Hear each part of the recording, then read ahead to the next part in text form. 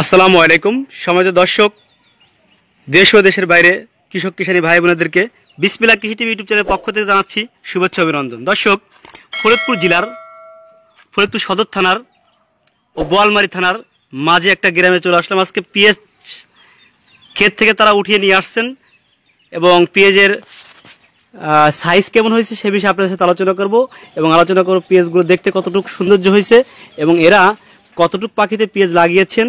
এবং দেখুন, বাড়িতে নিয়ে আসছে কৃষকেরা কেটে উঠিয়ে।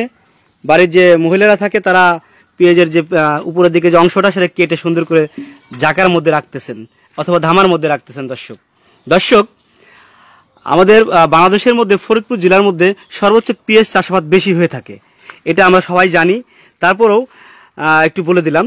তো পেঁয়াজ চাষ সম্পর্কে অনেক জেলা থেকে আমাকে অনেক সময় অনেক চ্যানেল থেকে কল করে থাকে যে ভাই আমি পেঁয়াজ চাষাবাদ করব, কিভাবে করা যায়, কিভাবে করলে কি ভালো হবে।